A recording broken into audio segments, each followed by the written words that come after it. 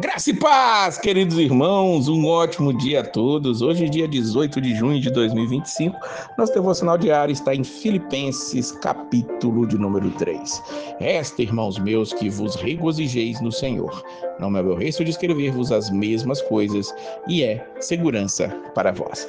Paulo traz um princípio interessante aqui, algo pedagógico. A repetição traz segurança, porque quanto mais é ensinado algo, mais aquilo vai sendo absorvido por aqueles que são submetidos ao ensino. Paulo está dizendo que, no mais, regozijem-se no Senhor, tenham alegria no Senhor.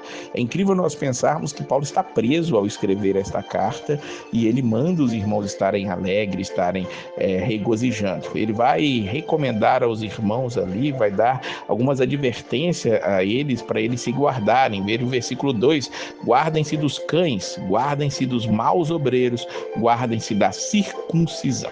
É interessante ele falar acerca da circuncisão, porque nós sabemos que ele combate isso veementemente em outras cartas, falando acerca daqueles que querem que as pessoas, antes de se tornarem cristãs, sejam circuncidadas, como se a circuncisão tivesse um peso na questão da conversão, quando não há. A circuncisão era algo que tinha sido mencionado acerca da lei de Israel, acerca do que era para o povo judeu. Lembremos que a vinda de Cristo foi o cumprimento de todas as promessas que eram relacionadas àquele povo, então a circuncisão já era passada e agora tudo tinha se feito novo. Ele explica o versículo 3 sobre o porquê que ele está falando de se guardar da circuncisão, porque a circuncisão somos nós que servimos a Deus em espírito e nos gloriamos em Jesus Cristo e não confiamos na carne. Quando Paulo está falando sobre isso, ele está dizendo exatamente isso. Não nos confiamos num simples sinal feito, de um simples corte feito. Não confiamos em um aspecto de religiosidade, de algo externo, mas nós somos a verdadeira circuncisão, nós que pelo Espírito servimos a Cristo.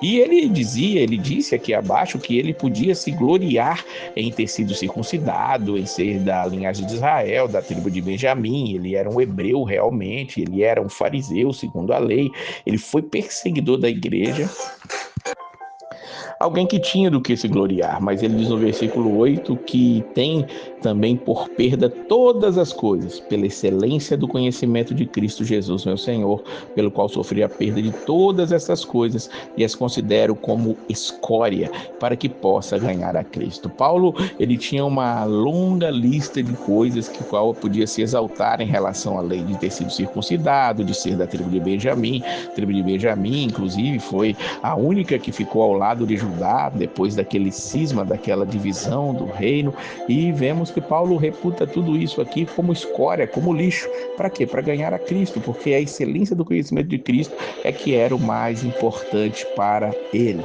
E ele continua dizendo no versículo 12, não que ele já tenha alcançado, ou que seja perfeito, mas ele prossegue para alcançar aquilo para o que foi preso por Cristo Jesus. Paulo, ele admite que ele não é perfeito, ele está em busca de algo novo. Isso aqui mostra para nós que a perfeição, talvez, aqui nessa terra não será alcançada. Talvez já posso até deletar, na verdade.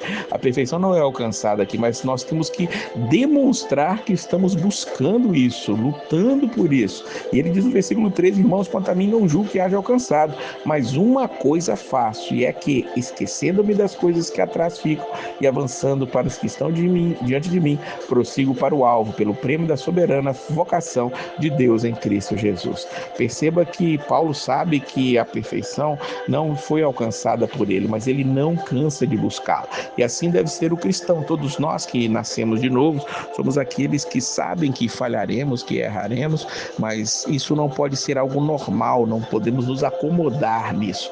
O pecado, como diz Martin Lloyd Jones, precisa ser um acidente na vida do crente, e o que Deus espera de nós é que nós estejamos nos empenhando a cada dia, lutando a cada dia, em busca sim dessa perfeição, em busca de sermos cristãos melhores a cada dia, e lendo a palavra de Deus, nos regozijando nela, buscando aprender de Cristo. A excelência do conhecimento de Cristo é que vai nos fazer chegar mais perto disso, para a glória do nosso Deus. No finalzinho deste capítulo, ele vai dizer que a nossa cidade ela está nos céus, de onde também esperamos o Salvador e Senhor Jesus Cristo.